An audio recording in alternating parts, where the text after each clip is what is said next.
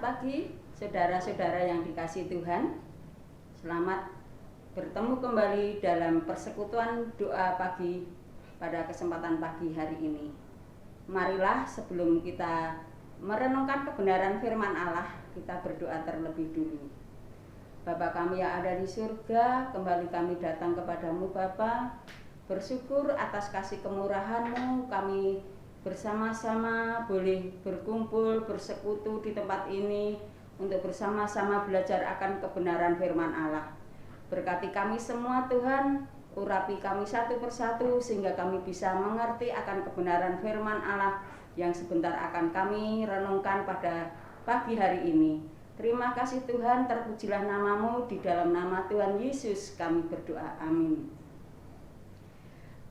Saudara-saudara yang dikasihi Tuhan, marilah pada kesempatan pagi hari ini sebelum kita naikkan doa-doa syafaat kita kepada Allah, terlebih dulu kita akan merenungkan kebenaran firman Allah yang akan saya ambilkan dari Amsal 3 ayat 1 sampai 3. Amsal 3 ayat 1 sampai 3. Demikian bunyi firman Allah. Berkat dari hikmat. Hai anakku, janganlah engkau melupakan ajaranku, dan biarlah hatimu memelihara perintahku.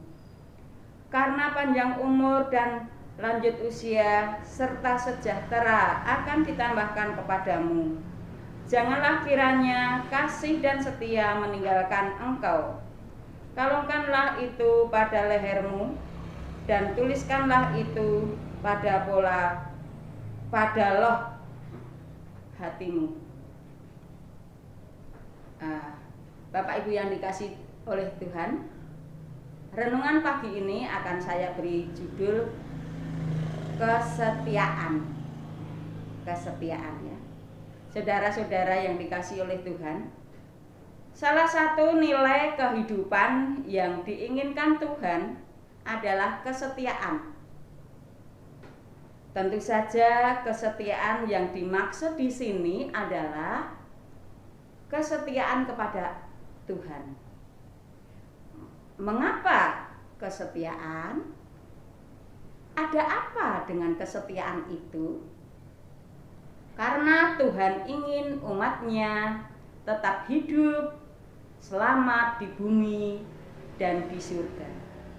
Saudara-saudara yang dikasihi Tuhan, Tuhan menghendaki supaya kita hidup setia kepadanya, baik dalam kondisi nyaman atau kurang nyaman, baik dalam keadaan suka ataupun duka. Tuhan ingin agar kita tetap setia kepadanya.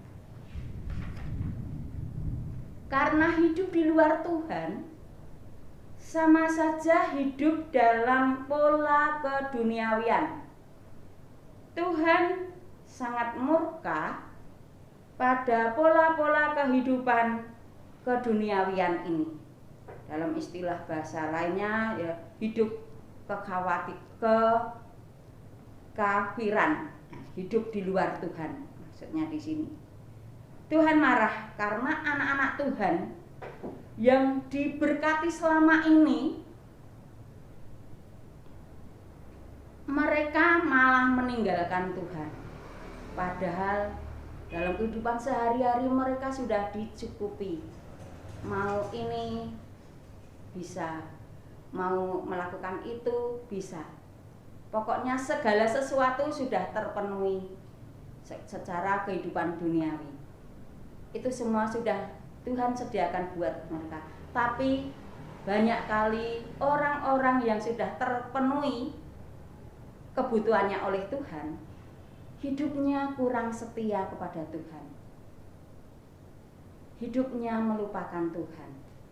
Nah, sebagai contoh, bangsa Israel ketika keluar dari Mesir untuk menuju ke tanah perjanjian, yaitu tanah Kanaan, Tuhan selalu mencukupi, Tuhan selalu memelihara, Tuhan selalu melindungi perjalanan mereka.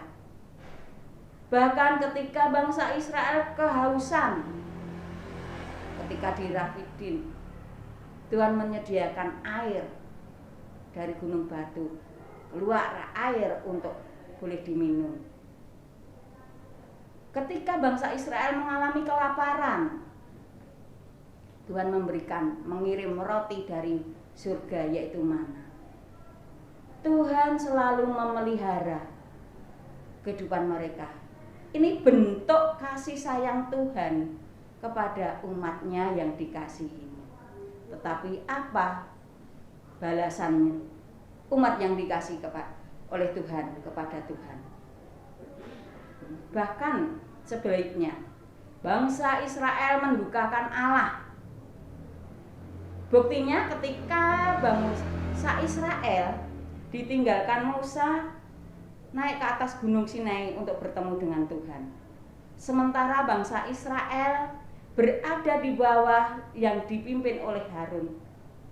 Bangsa Israel malah meminta kepada Harun untuk dibuatkan Allah yang kelihatan untuk disembah, yaitu anak lembu emas.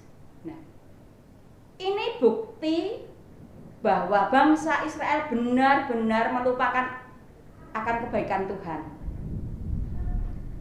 Pemeliharaan Tuhan tidak diingat lagi. Malah mereka kepingin menyembah Allah yang kelihatan. Mendesak Harun untuk dibuatkan anak lembu emas untuk disembah. Nah, perbuatan ini yang benar-benar mendukakan hati Tuhan. Tuhan kecewa, Tuhan marah pada umatnya yang dikasihi.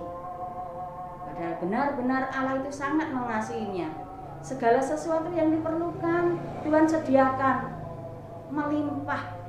Tetapi semua itu tidak diingat oleh bangsa Israel.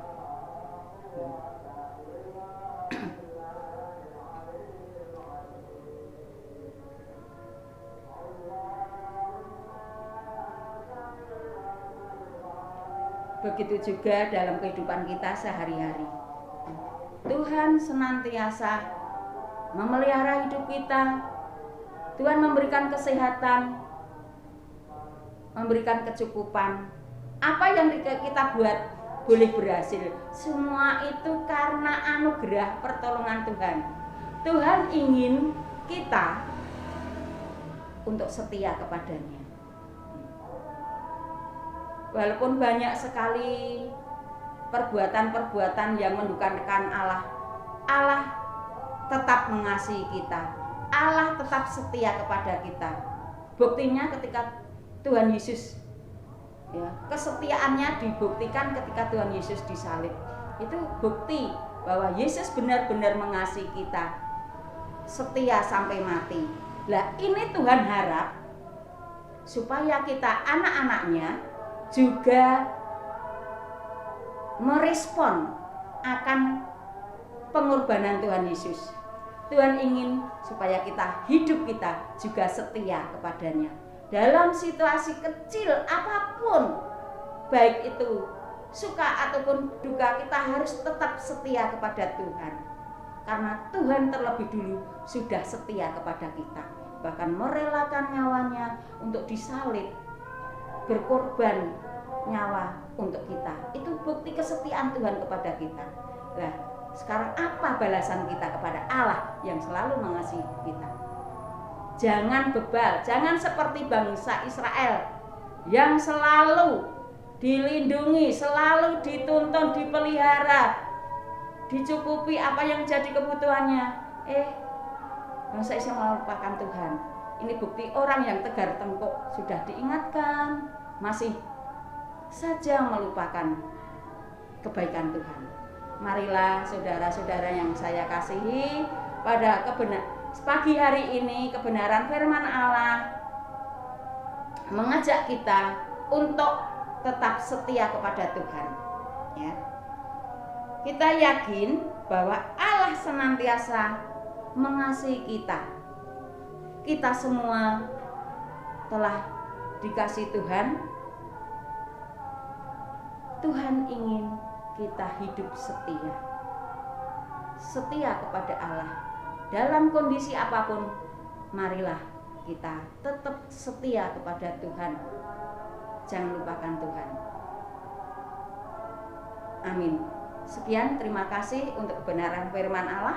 Biarlah firman Allah ini bisa menjadi satu kekuatan, dorongan kepada kita untuk kita lebih setia kepada Tuhan.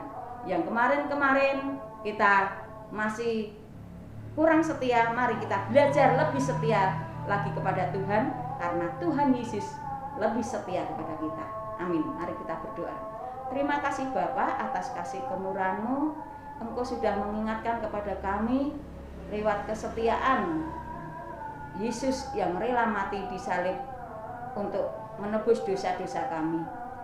Dan pada kesempatan pagi ini Tuhan, kami bersyukur, kami diajar, kami diperingatkan untuk kami setia kepada Tuhan. Dalam kondisi apapun, kami harus setia kepada Allah, karena hanya Allah penolong hidup kami.